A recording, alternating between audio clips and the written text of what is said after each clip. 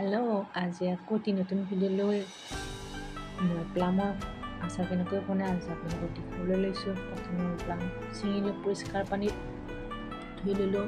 এতিয়া এটা পাত্ৰত দুফালকৈ কাটি ল'ম।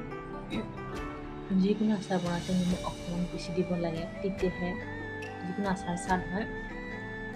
এতিয়া আমাৰ দুফালকৈ কাটি লোৱা হৈ গ'ল। এতিয়া এৰাতি আমি তিয়াই থৈ দিম নিমখত। এৰাতি হৈ গ'ল। চালনী কাগজৰে এনেকৈ আচাৰ মেলিলে যিকোনো আচাৰ শুকায়। আজি ৰ'দটো টান দেখি একে ৰ'দতে প্লাম শুকাই গ'ল। খুব ধুনীয়াকৈ শুকাইছে একে ৰ'দতে। এতিয়া মই মছলা ৰেডি কৰি লওঁ।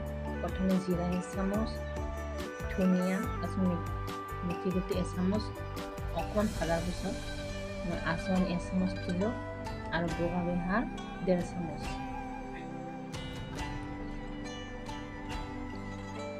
এতিয়া মোৰ মছলা ভাজা হৈ গ'ল। এতিয়া মই মিক্সাৰ কৰি লওঁ।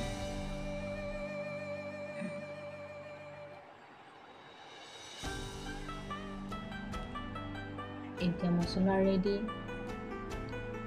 ধুনীয়াকৈ গুড়ি হৈ গ'ল। এতিয়া প্লামখিনি এটা পাত্ৰত লৈ ল'ম। জ্বলা আপোনালোকে নিজৰ জোখ অনুসৰি দিব পাৰে। কিছুমানে শুকান জ্বলাৰ গুড়ি দিয়ে, কিছুমানে কেঁচা জলকীয়া দিয়ে। মই কেঁচা জলকীয়া ভাল পাওঁ সেইকাৰণে কেঁচা জলকীয়া দিলোঁ মোকৈ। এতিয়া মছলা সানি ল'ম। মছলা আৰু মিঠাতেল আৰু জলকীয়া একেলগে মিক্স কৰি লৈ এটা ঠাইত থৈ দিম।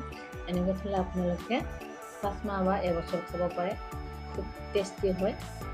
নিশ্চয় ভিডিঅ'টো চাই আপোনালোকে ঘৰত এবাৰ ট্ৰাই কৰিব।